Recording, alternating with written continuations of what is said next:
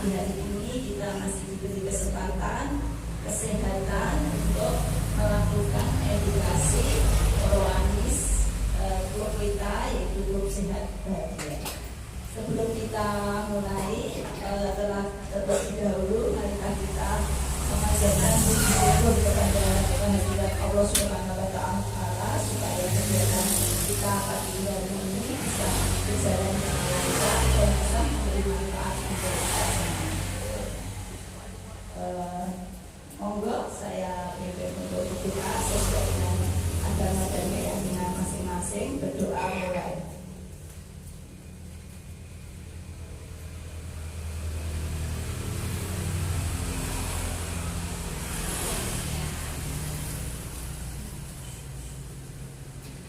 Berdoa selesai.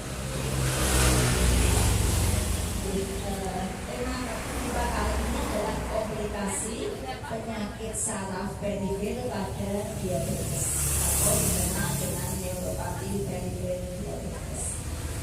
Ini merupakan salah satu komplikasi dari diabetes. Dulu pernah kita bahas kalau komplikasi diabetes itu dibagi dua secara garis besar, yaitu komplikasi akut dan komplikasi kronis. Asli emang buatan komplikasi akut.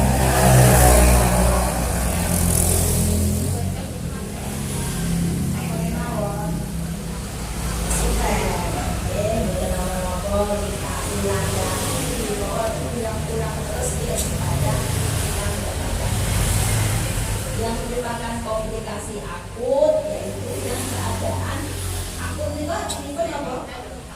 Keadaan yang segera terjadi, yaitu antara lain ada hipoglikemi dan hiperglikemi.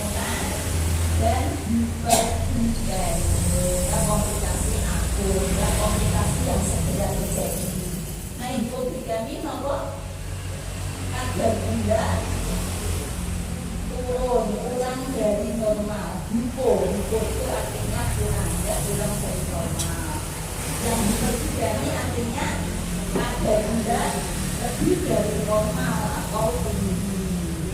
Jadi yang hipoglikemi kalau kadar gulanya kurang dari 70. Jadi itu merupakan suatu keadaan yang tidak baik. Jadi kalau terlalu turun di bawah 50, pasien bisa dia tidak sadar, yang dinamakan koma hipoglikemi. Jadi segera ditangani. Jadi keadaan akut ada suatu kondisi yang harus segera ditangani, terjadi segera. Sedangkan hiperglikemi adalah suatu kondisi kadar gula lebih dari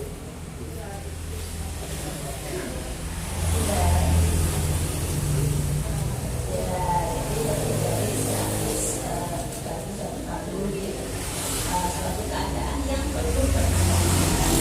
Nanti ada keadaan darurat itu sudah kita kemarin ya. Ini antara ada keadaan akut, ada keadaan kronik. Keadaan kronik itu apa kemawon, hemat berat, itu menyangkut pembuluh darah besar dan pembuluh darah atau mikroangiopati, pembuluh darah kecil, dan makroangiopati. Jadi menyerang pembuluh darah yang besar.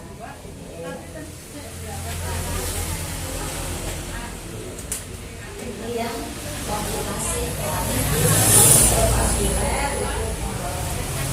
atau mikroangiopati. Mengenai pembuluh darah kecil itu bisa mengenai bisa mengenai ginjal,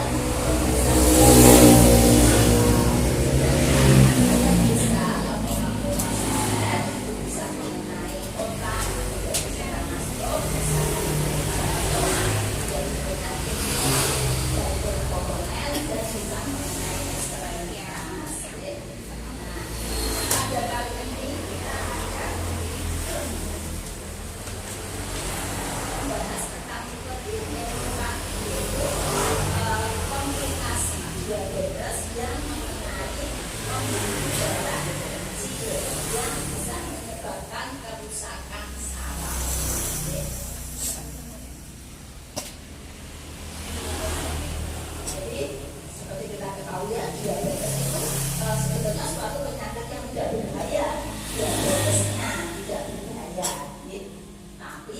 bahaya adalah komplikasinya. Jadi yang kita usahakan supaya tidak terjadi komplikasinya, ya. Sedangkan yang akan kita bahas yaitu neuropati perifer itu merupakan suatu penyakit diabetes, ya. Jadi keadaan komplikasi kronik yang mengenai pembuluh darah kecil yang menyebabkan pembuluh darah kecil tersebut mengalami kerusakan sehingga menyebabkan nutrisi atau oksigen yang salah atau berkurang pada saraf-saraf jadi berkurang. Sesuatu yang biasanya diberi makan secara teratur dan jatah makanannya kurang bisa mengakibatkan apa biasanya sudah makan terus kemudian sudah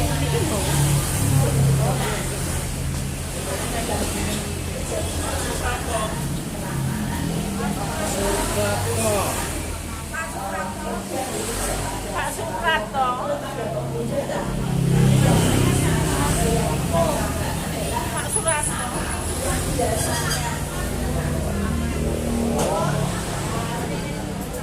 biasanya menggunakan secara teratur Loro to, Pak.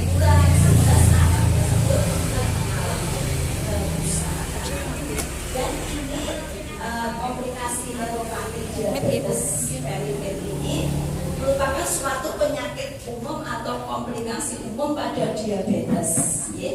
Hampir sekitar 30-50% itu menurut American Academy of Family Physician, ya, itu mengalami neuropati diabetes. Dari gejala yang paling ringan itu jimpe-jimpe, kesembuhan sampai keadaan yang berat di mana terjadi kerusakan saraf yang sangat berat mengakibatkan sudah terjadi kematian organ yang dipesarafinya. Jadi sudah nggak kerasa, sensorik ataupun motoriknya sudah tidak bisa berfungsi, ya, atau bisa tidak berfungsi suatu kelemahan ataupun menjadi suatu keadaan yang berlebih.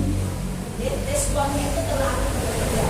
Jadi yang biasanya kalau orang disentuh itu tidak apa-apa, tapi pada keadaan neuropati perifer yang berat disentuh aja dia sudah merasakan kesulitan sekali. Ini bisa terjadi karena apa? Namanya komplikasi berarti penanganan dari diabetes yang tidak terkendali dengan baik, dan ini jangka waktunya berlangsung panjang. Jadi nggak mungkin orang baru diabetes langsung dia jadi komplikasi, enggak. Jadi perlahan-lahan dalam jangka waktu yang panjang maka disebut komplikasi kronik, komplikasi jangka panjang. Ini apa itu neuropati diabetik? Yaitu suatu kerusakan saraf yang serius yang diakibatkan komplikasi kronik dari diabetes mellitus. Ini terjadi karena kadar gula yang tinggi yang tidak dikelola secara baik dan berlangsung selama bertahun-tahun. Dan ini biasanya mengenai ekstremitas, yaitu anggota gerak. Pertama mulai dari anggota gerak bawah sampai ke anggota gerak atas atau tangan.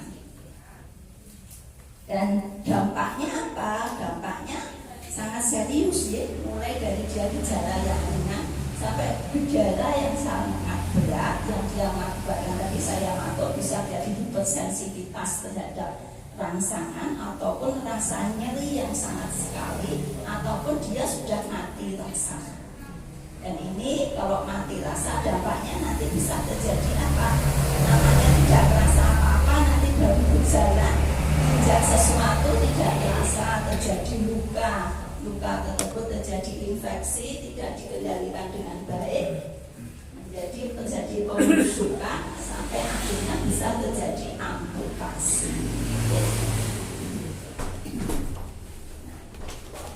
Faktor resiko dari diabetes atau faktor yang menyebabkan diabetes neuropati ini, jadi durasinya tadi saya matur bukan dalam durasi yang pendek baru terkena diabetes bisa terkena, tapi durasinya itu sangat panjang.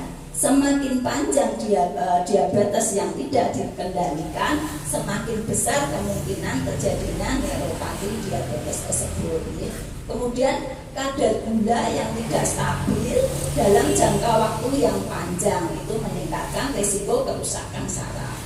Kemudian gaya hidup yang tidak sehat, dia sudah mempunyai diabetes, gaya hidupnya juga tidak sehat, masih merokok atau mungkin masih minum alkohol yang menambah kerusakan daripada sarafnya. Kemudian faktor risiko yang lain, faktor risiko itu adalah hal yang bisa menyebabkan, jadi faktor-faktor yang bisa menyebabkan mempunyai riwayat diabetes gestasional atau riwayat gula darahnya tinggi pada saat kehamilan. Kalau pada kondisi normal dia tidak gula darahnya tinggi, tapi tiap kali hamil gula darahnya tinggi. Napa wonten keadaan seperti ini? Ada. Jadi dia gula darahnya tinggi kalau pada saat hamil. Jadi dia pengaruh hormon juga. Jadi tapi ini dalam jangka waktu panjang dia bisa menjadi diabetes sesungguhnya. Kemudian pasien diabetes dengan masalah pada ginjal ini juga akan memperbesar kemungkinan terjadinya diabetes neuropati. Kemudian faktor genetik, kalau sudah kita bicara faktor genetik, disampun karena itu sudah keturunan, kita nggak bisa nolak, jadi nggak bisa nolak. Yang penting adalah mengendalikan supaya gula darahnya tidak tinggi.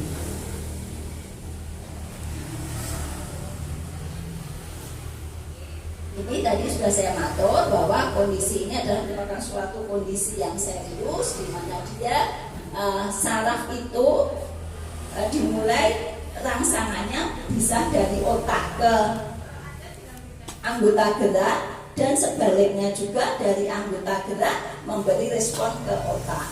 Kalau terjadi kerusakan dari sarafnya, hubungan tersebut baik hubungan ke atas atau ke bawah itu menjadi terputus, jadi respon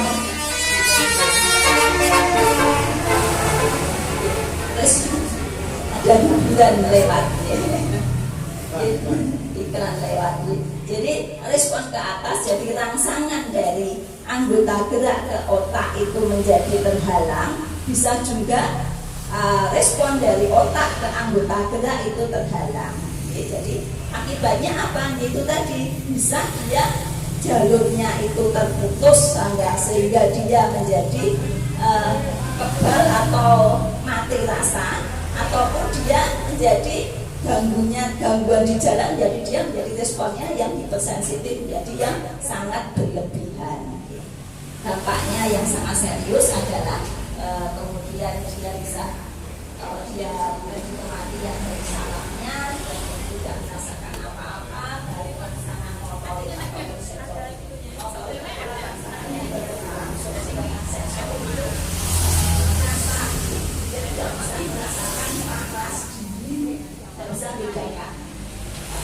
Jadi kalau air panas pun dia tidak merasakan. Tahu-tahu dia ataupun dia motoriknya tidak sesuatu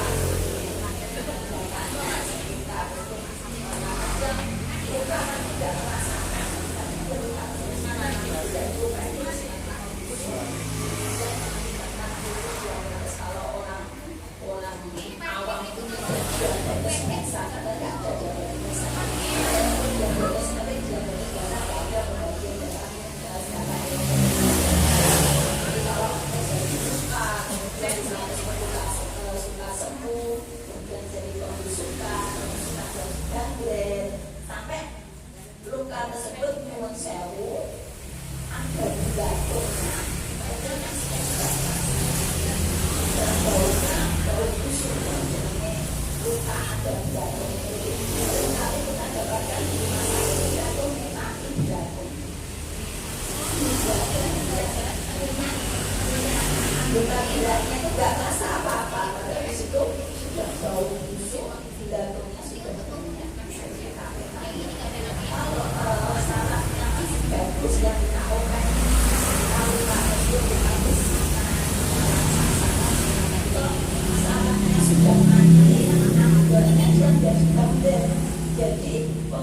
kan biasanya apa kok tampaknya secara visual dia tampak letak jadi aliran darah itu sudah tidak ada. Nah kalau sudah seperti itu satu-satunya jalan adalah amputasi. Kalau sudah seperti ini sudah ada amputasi, itu akan secara psikologis mengakibatkan rasa percaya diri dan kebutuhan. Jadi secara psikologis pasien juga merasakan lebih rendah hati karena peranan atau kakinya dan biasanya memang yang pertama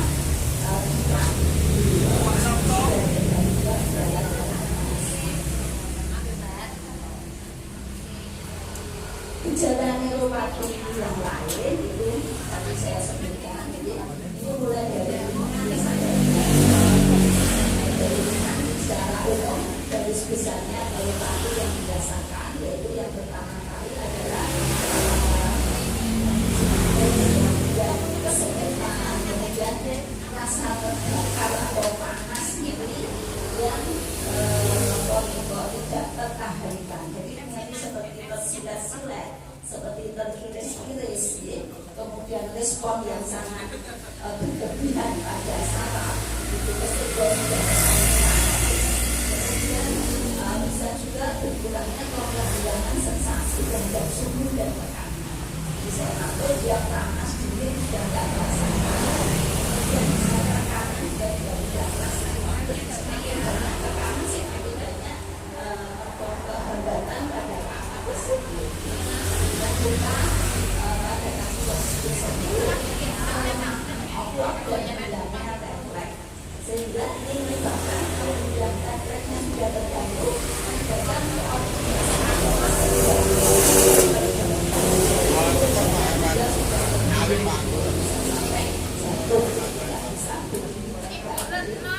dan keseimbangan atau memulai koordinasi, dan hal ini berlangsung secara perlahan-lahan sampai suatu keadaan maksimal dan dia sudah benar-benar mati rasa, benar-benar kehilangan keseimbangan, kondisi yang buruk sampai mengakibatkan nanti kalau keadaannya harus dilakukan.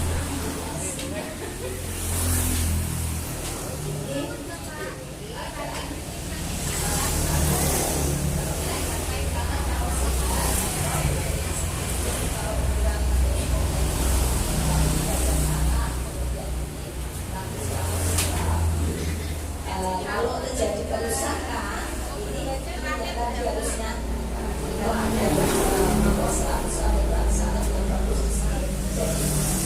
rusak ya, kerusakan pada sarafnya mengakibatkan harusnya langsung respon dari dari sini dari ekstremitas ke akurat gerak ke atas ataupun dari atas ke otak ke bawah, respon itu harusnya ada terjadi gangguan karena akibatnya jalannya biasanya jalan tol terus responnya cepat, ini jalannya ginjal-ginjal atau jalannya mulai keputusnya akibatnya responnya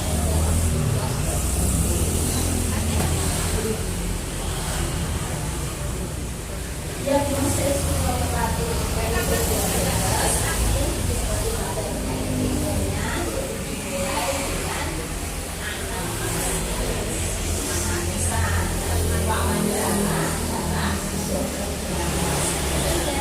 dengan anamnesis, mempunyai riwayat diabetes.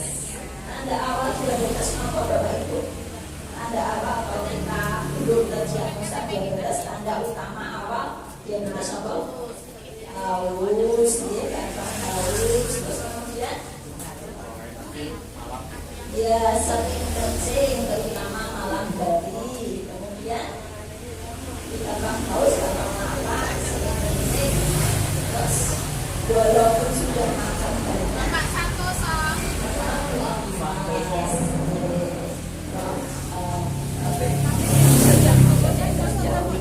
polifatik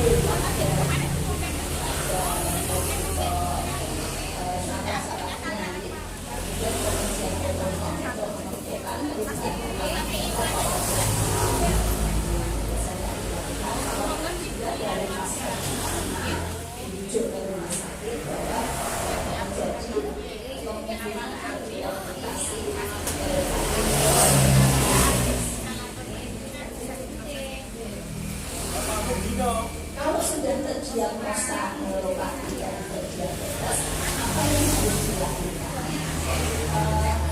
Dari pasien tanda-tanda awal sudah merupakan sudah pasien sudah merasakan luka yang tidak sembuh-sembuh, menjadi luka tertutup, kemudian sudah luka, kemudian menjadi sampai seputar, mati kasar,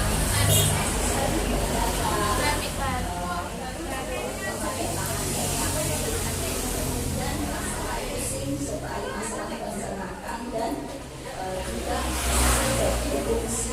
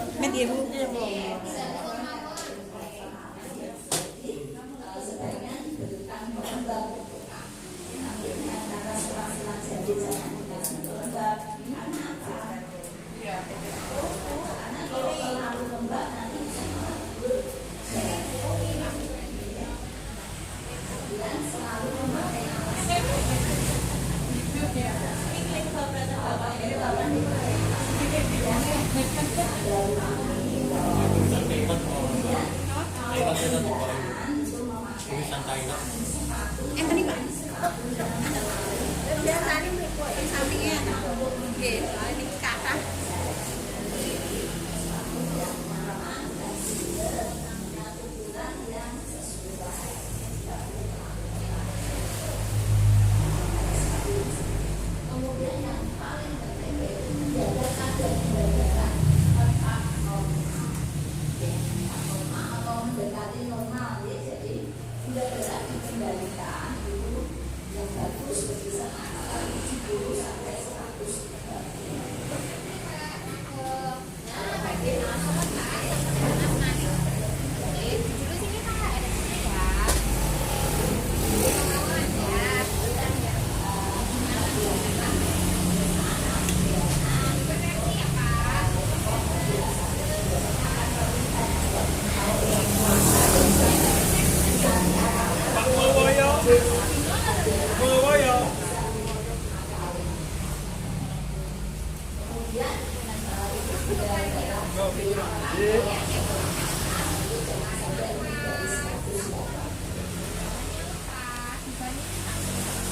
Kemudian yang penting juga adalah menjalani pola hidup sehat.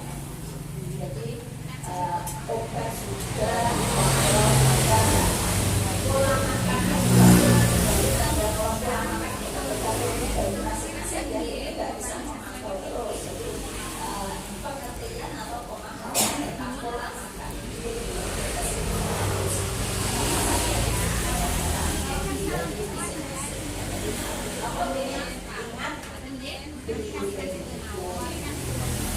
kalau baik nanti itu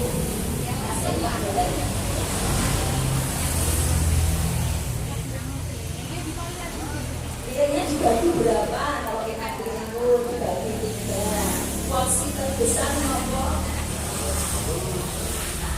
Kemudian lauk yang paling porsi terkecil adalah ampun menjalankan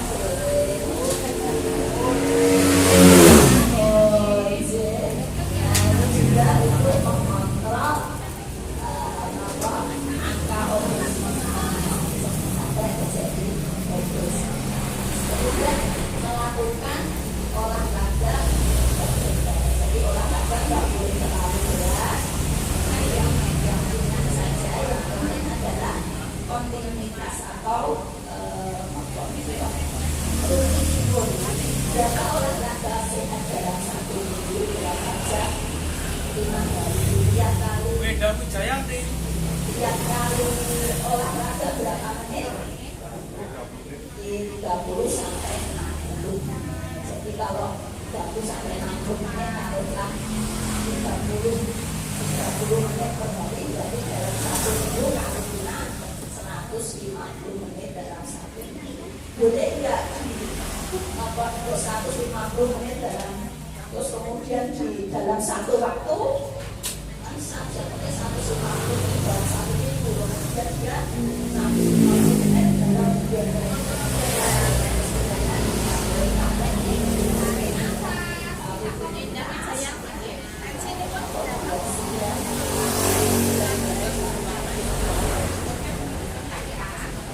Olahraga ini bisa juga olahraga yang kita lakukan adalah senam olahragis di luar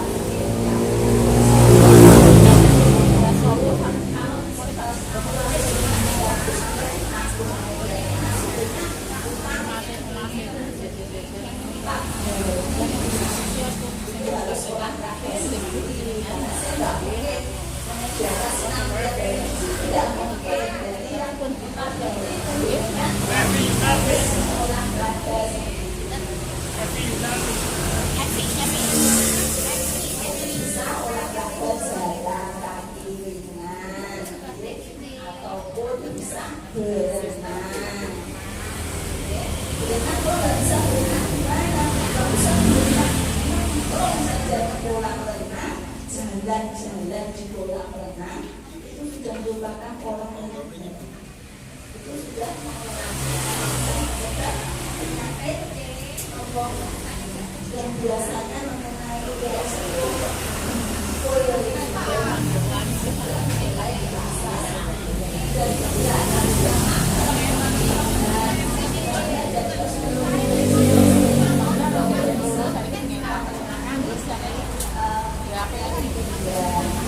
insya Allah besok kita akan melahirkan orang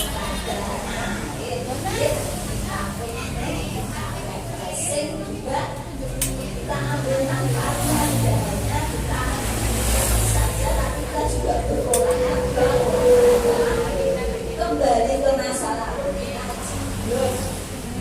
Bapak Soekarno bersama-sama Bapak Soekarno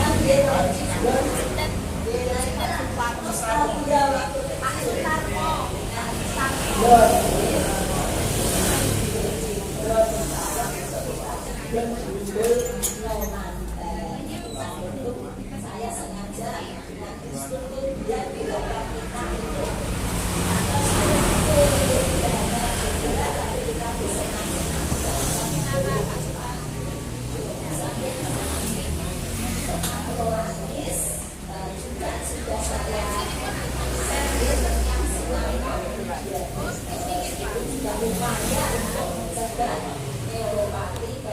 diabetes ini bisa dilakukan kapan saja, sambil nonton TV saja, sambil mengerjakan pekerjaan dinas, sambil mencek di komputer kapan saja. Bisa juga kapan saja. Kalau misalkan kemudian naik kereta api dalam jangka waktu lama, tidak saya naik kereta api di kereta api sakit, senang kaki diabetes, mau naik pesawat sakit, kurang diabetes, berarti bahkan halangan ada bisa dilakukan. Ini olahraga sangat dilakukan. Yang terpenting juga adalah faktor-faktor yang menambah kerusakan dari saraf, yaitu tadi antara adalah merokok dan minum alkohol. Kalau minum alkohol saya yakin enggak, tapi yang ada masih ada yang merokok itu ya masih tanya benar-benar merokok enggak, itu saya juga nggak tahu ini. Jadi itu jangan sampai dilakukan, akan memperparah saja. Nah, pertanyaan selanjutnya mungkin ini nih, kalau sudah terserah neuropati peripheral diabetes, apakah bisa sembuh?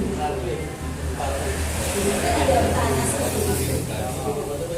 Untuk sembuh total, tergantung kerusakan saraf yang terjadi. Kalau masih tahap awal, hanya sekedar jimpe-jimpe ataupun kesemutan masih bisa diatasi. Tapi kalau kerusakan sarafnya sudah termasuk rusak yang parah, itu memang sulit untuk diobati. Yang ada adalah mencegah supaya kerusakan tersebut berlangsung lebih parah lagi. Jadi dengan pengelolaan gejala kemudian perubahan pola gaya hidup. Itu upaya tentunya yang terpenting adalah upaya pencegahan. Jangan sampai kita mengalaminya ya yang belum terkena, jangan sampai terkena. Kalau sudah terkena, upaya supaya tidak berlanjut lebih parah lagi. Yang pertama adalah tentunya kontrol gula. Yang kedua adalah pola makannya, konsumsi diabetes, yaitu dengan tinggi serat, rendah gula dan tinggi nutrisi penting, terutama makanan yang mengandung vitamin B. Itu vitamin untuk otot untuk saraf. Kemudian aktivitas fisik rutin, tadi saya atur bahwa 5 kali sehari adalah satu penting dilakukan.